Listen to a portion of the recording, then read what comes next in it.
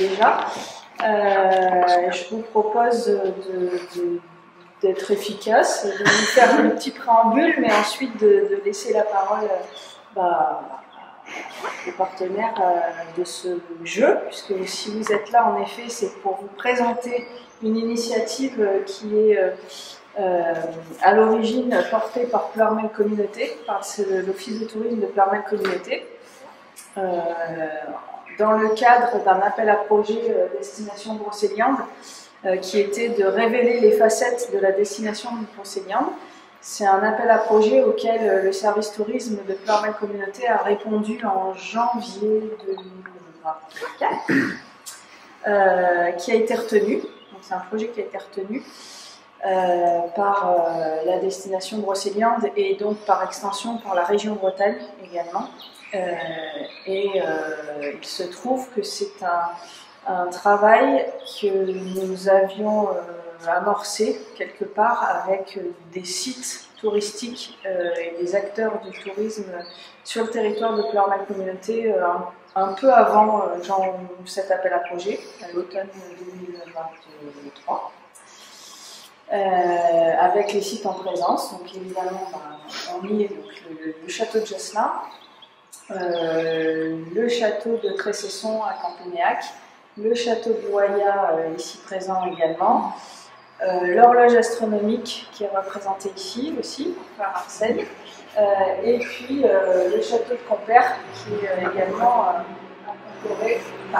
Concoré, qui est représenté aussi ici par Nicolas Sotti, et le centre de l'imaginaire arthurien par sa branche d'ingénierie et d'accompagnement de projets culturels, a aussi accompagné l'Office de tourisme de Ploërmel Communauté dans ce projet. Donc ça, c'est voilà, pour le contexte, pour la date de mise en œuvre. Ce projet, en fait, c'est un jeu immersif qui s'appelle l'Ordre des Veilleurs. Avant de rentrer dans le détail et que Bruno fasse un petit peu la présentation pratico-pratique de ce jeu, moi je vous présente juste les règles générales. Donc on a effectivement un jeu. L'objectif c'était de capter les flux touristiques du territoire pour les diffuser le plus possible sur Ploërmel Communauté. Il y avait aussi un autre objectif qui était de faire du lien entre les sites, de créer un circuit touristique sur le territoire. Voilà, aujourd'hui c'est une première version, c'est une expérimentation qu'on va mener. On espère qu'elle va être couronnée de succès et qu'elle donnera envie d'élargir le cercle du jeu, on va dire. Voilà pour ça, donc on dispose d'un certain nombre d'outils, d'un codex, de plusieurs sites patrimoniaux, de récompenses, et je laisse la parole au cabinet des gendarmes et à Bruno pour la règle du jeu. Ce sera beaucoup plus long. Alors, pour vous expliquer un petit peu la commande initiale, comme l'a expliqué Céline, c'était de créer un outil qui permet de créer du lien entre différents sites sur le territoire de Ploërmel Communauté, avec comme cadre la stratégie touristique de la destination de Brocéliande, qui est de valoriser les univers imaginaires, tout en ayant des ancrages et des cadres différents d'un lieu à l'autre. La contrainte que l'on avait dès le départ, c'est de faire fonctionner ensemble un certain nombre de sites qui ne se ressemblent pas, qui n'ont pas les mêmes univers à l'intérieur, qui ne valorisent pas les mêmes époques historiques, les mêmes sujets, et il fallait réussir à créer un univers, un monde dans lequel tous ces châteaux et ces lieux allaient pouvoir trouver leur place, tout en ne trahissant pas la matière sur laquelle ils travaillent à la base. Ça, c'était la commande initiale de notre client, qui était donc la destination et Ploërmel Communauté. Et on a travaillé à deux sur ce projet. Tiffany Udry, Tioneska, qui est juste là, est illustratrice des personnages, des éléments de jeu, la créatrice graphique du monde. Et moi-même, je suis Bruno Sotti, je suis le directeur du centre arthurien, et on a créé une branche de création, un cabinet conseil qui s'appelle le cabinet Légendarium, qui est un retour de 35 ans d'expérience dans le domaine de l'ingénierie culturelle, la création de projets, et notamment dans le domaine immersif. Donc moi je me suis occupé de l'ingénierie du jeu, c'est-à-dire créer l'univers, ingénieur de monde, et créer la dynamique du jeu et proposer le principe du codex des veilleurs à nos différents partenaires. L'idée, c'est comme je vous le disais, c'est qu'on avait une contrainte de différence d'ambiance entre les différents lieux. Donc, on a commencé par une phase de diagnostic. On a été à la rencontre des propriétaires des domaines, des gestionnaires aussi des différents lieux, pour faire un diagnostic, savoir un petit peu qu'est-ce qui était valorisé à l'intérieur de ces châteaux, quels étaient les univers qui vivaient à l'intérieur de ces bâtisses et à l'horloge astronomique également.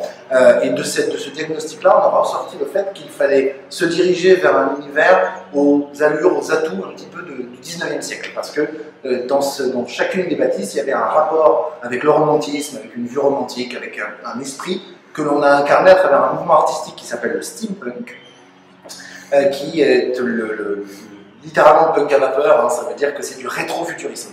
On prend les codes du 19e siècle et on les met dans un monde de fiction. C'est ce que l'on a fait avec ces personnages-là. À aucun moment, il y a une volonté de reconstitution historique dans ce jeu. On est au contraire dans du domaine imaginaire.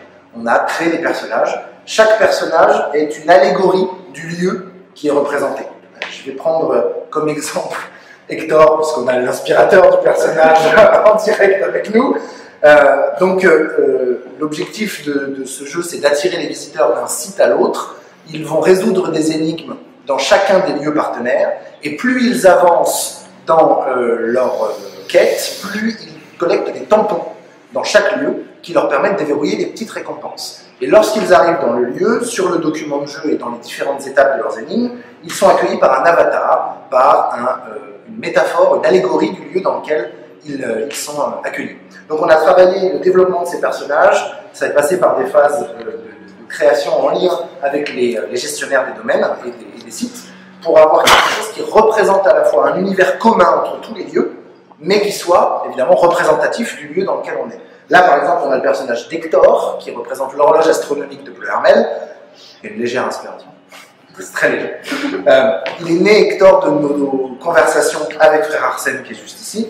Et on avait envie de créer cette espèce de gardien et d'ingénieur qui entretient l'horloge astronomique, avec un petit équipement un petit peu à la Jules Verne, le manteau qui est là, Tiffany s'est servi des manteaux qui sont présents dans le musée de la Monnaie comme exemple, hein, comme cadre un petit peu à l'univers graphique.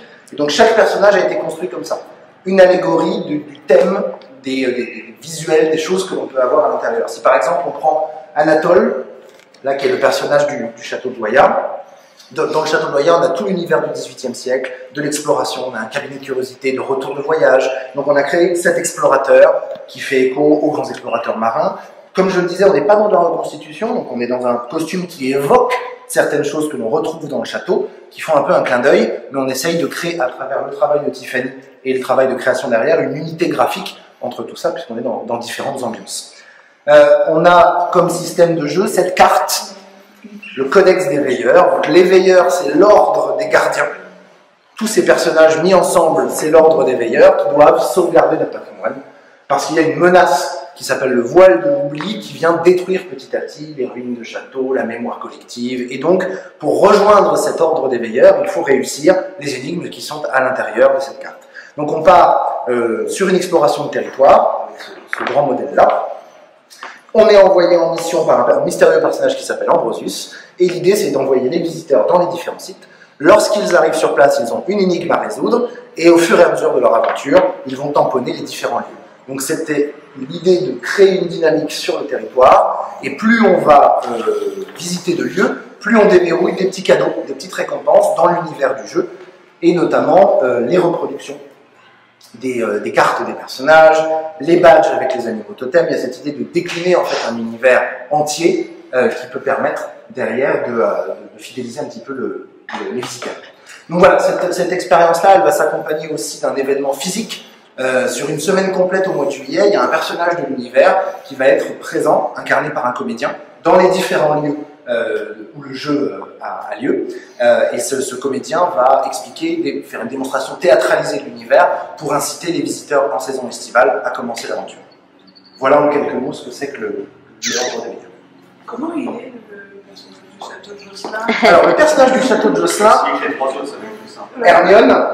Alors Hermione, elle est inspirée d'une figure historique du château qui est Herminie Grand, qui nous a beaucoup marqué dans la visite que nous avait fait faire Flore du château. On avait beaucoup échangé sur la question, parce que quand on voit le château de Josselin, l'univers qu'il y a autour, Tiffany et moi, on ne voulait surtout pas tomber dans ce qu'on appelle la tarte à la crème, c'est-à-dire le cliché, c'est un château, on met un chevalier en armure. Non, on voulait quelque chose de plus subtil que ça parce que de notre diagnostic et de notre visite et du ressenti des conversations qu'on a pu avoir avec Flore, qui nous a fait une visite guidée de qualité sur vraiment tous les détails du château, on a ressenti une âme romantique à l'intérieur du château de Josselin, une présence du 19e siècle et puis surtout cette figure d'Herminie Laurent qui est quand même un personnage historique important des lieux, qui est une poétesse, une espèce d'aventurière en son temps, hein, quand même, on peut le dire. Et donc on a décidé de créer cette dame d'intérieur qui est une espèce de gardienne de la bibliothèque du château de Josselin et qui est toute seule l'allégorie de ce que l'on peut retrouver dans les murs du château. Voilà pour le château de Josselin. Je peux vous parler du château de Tressessan aussi avec Alma. Lorsqu'on a été accueillis au château de Tressessan avec Tiffany, une des choses qui nous avait marqué dans notre visite, c'était ce fameux pigeonnier que vous aviez commencé par nous montrer, qui nous donnait envie de travailler autour de ces figures. Vous voyez qu'elle a des gants qui font écho au maître fauconnier. On a envie de travailler autour d'un personnage qui soit un éco-forestier du monde de la chasse médiévale, et en même temps qui soit une dame aussi d'accueil dans ce château. Elle a cette particularité d'être une détective de l'histoire, parce que dans le travail que font les nouveaux propriétaires du château de Tressessan, il y a cette idée de remonter sur la généalogie des ancêtres, de travailler sur ce patrimoine-là. Donc elle est détective de l'histoire, elle a littéralement été l'histoire dans la main, et elle doit résoudre des enquêtes historiques pour aller dans les lignages des anciens propriétaires du château. Donc voilà cette dame Alma. Et pour terminer, au château de Compère, on a une évocation, une allégorie un peu plus naturelle, puisque le lac du domaine de Compère, on connaît sous le nom du lac de la Fée Viviane, parfois on l'appelle le lac de Diane, dans l'ancien, voilà, on trouve ça dans sa toponymie au XIXe siècle, et donc on a cette allégorie d'une figure de Diane chasseresse, hein, qui est une déesse un peu présente dans l'univers imaginaire collectif, qui incarne l'allégorie de la nature. C'est le grand thème qu'on a choisi au château de Compère, parce qu'on traite déjà suffisamment des légendes, donc on avait choisi d'incarner plutôt quelque chose de forestier et écho à l'esprit des lieux, on va dire. Voilà un petit peu les éléments qui ont composé les personnages. Chaque personnage est accompagné d'un animal totem qui le représente, qu'on va retrouver sur le badge, qu'on va retrouver dans le passeport. Et pareil, chaque animal a été choisi en accord avec l'esprit des lieux. Typiquement, si je vais prendre l'exemple encore de l'horloge astronomique, on a choisi ce symbole du lapin-lièvre parce que dans le monde de l'iconographie médiévale, le lapin ou le lièvre sont souvent associés au domaine des sciences et des mathématiques, notamment pour la capacité de reproduction des lapins. C'est pour ça qu'ils sont associés aux maths, et donc on avait discuté de ça, et on s'était dit que c'était un joli symbole, comme évidemment c'est le thème de la science dans l'horloge astronomique qui prévaut. On retrouve aussi ce symbole-là dans l'église du Graal, à Tréorantoc, avec les lapins qui se murmurent à l'oreille les uns des autres. Donc il y avait ce petit écho-là, parce qu'on avait parlé ensemble avec la scène de la Végila, et cette présence sur le territoire. Si on va du côté de... côté de château de Josselin, évidemment avec le mot déjà Hermione, l'histoire bretonne des lieux, l'Hermine s'imposait, il y avait Herminie, Hermione et l'histoire bretonne, il y avait cette idée d'avoir quelque chose d'ancré dans l'histoire de Bretagne ici. Au château de Loyat, on a ce petit animal, le jet des chênes, puisqu'on en avait parlé lors de notre visite sur place, ils sont présents physiquement dans le parc du château, et c'est un petit oiseau qui donne un petit peu l'alerte en forêt lorsqu'il y a une menace. On s'était dit que ça correspondait bien à notre veilleur à la longue vue, Nathan. Voilà un petit peu quelques éléments. Il y a vraiment cette idée de créer un ensemble d'un univers cohérent qui est amené à grandir. Nous, on a fourni un travail d'ingénierie de monde, de création au départ, et on a mis entre les mains des différents gestionnaires de sites tout un tas d'éléments, parce que ça, l'idée c'est que ce soit une partie 1, un chapitre 1. Mais derrière, tous les sites qui sont partenaires vont s'approprier cette matière pour développer des outils chez eux, pour faire ce qu'ils veulent avec cet univers qui désormais est entre leurs mains. Voilà. Donc concrètement, ça va être mis en place. Les dessins sont magnifiques. Oui. C'est parenthèse. Que ce soit mis en place plus tôt que juillet. Ah, d'accord. Évidemment, on a 5 sites différents avec des modalités d'ouverture différentes. Donc, on ne pourra sans doute pas faire la totalité des 5 sites dès demain, c'est sûr. Mais voilà, à partir de... Voilà, d'ici quelques jours, on va dire, pour les sites qui sont déjà ouverts, ce sera déjà possible de s'emparer de ce jeu et de... D'accord. Sachant qu'en plus, l'idée est que dès que l'on a validé 2 sites, on a déjà une première récompense. Il n'est pas nécessaire de terminer l'ensemble du parcours qu'on suggère pour avoir les premiers effets du jeu. Dès qu'on a visité 2 lieux, on a donc créé cette dynamique de flux, on a une première récompense dans le jeu. D'accord. Et concrètement, donc les joueurs vont avoir un dossier. C'est ça. C'est ça. En fait, ils viennent à l'accueil, on leur propose dans les différents sites de participer à cette aventure. D'accord. La carte est en vente au prix de 1 € pour participer au jeu dans les différents lieux. Et une fois que l'on a la carte, on a toutes les informations sur la carte pour partir en quête. Voilà. Et petit à petit, on complète les différents niveaux et on avance dans la progression. Voilà. Donc ça, c'est le document de jeu sur lequel, lorsque l'on fouille un petit peu, il est pensé comme une carte au trésor. Lorsque l'on fouille un peu, on a absolument tous les éléments pour résoudre les énigmes en visitant les différents lieux. Voilà. Donc, le codex, il est disponible sur chaque site, sur chacun des 5 sites, pour le château de Josselin et pour le château de Compère dès la semaine prochaine. Et pour les autres sites, à l'ouverture des autres sites respectifs, l'horloge, j'imagine que c'est la semaine prochaine. Dans les 15 jours. Voilà. Et donc, les derniers à rejoindre le jeu, ce sera le château de Loya pour juillet. Non, et nous on est ouvert à partir du week-end de mai. Voilà, le week-end de mai et le château de Tressesson. Juillet. Voilà. C'est le dernier, je pense. En fonction de l'ouverture des sites. C'est en fonction de l'ouverture des sites. C'est ça, tout à fait. Sachant que le jeu sera aussi... Le jeu sera... Oui, le jeu c'est 1 € symbolique qui sera donc disponible dans chaque site. C'est cet euro symbolique qui permet aussi de financer des supports de jeu qualitatifs. Il y a l'idée derrière de proposer quelque chose qui n'est pas de l'ordre du flyer jetable. On avait envie qu'il y ait une direction créative. Vous voyez que même les papiers qui ont été choisis pour faire vieille carte, c'est pour ça qu'on arrive à ce prix-là, parce qu'on a envie de faire en sorte que ce soit un objet que les gens gardent en souvenir de leur expérience sur notre territoire. Donc les gens payent l'entrée du château, et s'ils veulent participer. Tout à fait. Et les jolies cartes, ça? Les jolies cartes, on les gagne. C'est les récompenses. Ah, on les gagne. Voilà. Les badges, les cartes et le sticker qui s'est envolé, oui, tout à fait, il y avait un sticker. Ce sont les récompenses qui sont attribuées aux participants en fonction de du nombre de sites qu'ils ont visités et surtout les énigmes auxquelles ils ont bien répondu. D'accord. Et c'est pour toute la famille, c'est plus adulte, les enfants? C'est pour tout le monde. Il y a vraiment cette idée d'avoir quelque chose de tout public, c'est-à-dire que même sur un jeune public, on peut avoir assez facilement, si les parents accompagnent, une réalisation qui soit faite en famille. Les énigmes qui sont à l'intérieur sont toutes sur le même principe, c'est des énigmes de décryptage, de décodage. Pour retrouver dans le... Tout à fait, c'est ça. On a un mot clé à retrouver sur chacun des sites à partir d'un alphabet qui est indiqué sur les enfants sont très forts. Oui, généralement. En général, voilà. Mais on s'adresse aussi à une clientèle qui est au-delà du public familial. C'est l'idée dans ce style de proposition-là d'aller aussi vers un type de public touristique qui est de plus en plus friand d'expériences immersives, même chez les adultes. C'est des gens qu'on va retrouver dans les escape games, dans les aventures de grandeur nature, des choses comme ça. Donc ça s'adresse aussi à cette clientèle-là qui est de plus en plus nombreuse, puisqu'on sait qu'aujourd'hui les tendances en tourisme culturel sont d'avoir envie de pas juste de regarder ce qui se passe, mais de participer à la visite. Donc c'est vraiment l'objectif d'un projet comme celui-là. C'est une autre forme de découverte des sites patrimoniaux. On peut les découvrir dans un livre, on peut les découvrir au travers d'une visite guidée et on peut découvrir l'histoire d'un lieu au travers un jeu immersif comme celui-ci. Sachant que ceux qui viennent dans nos sites, ou bien ils ont déjà le codex, et ben à ce moment-là ils participent à une étape nouvelle, ou bien ils ne l'ont pas, on leur dit vous voulez jouer? Allez, 1 €.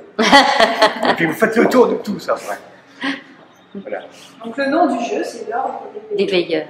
Qui est donc cette équipe de personnages qui veille sur le patrimoine historique, légendaire, bâti, le site.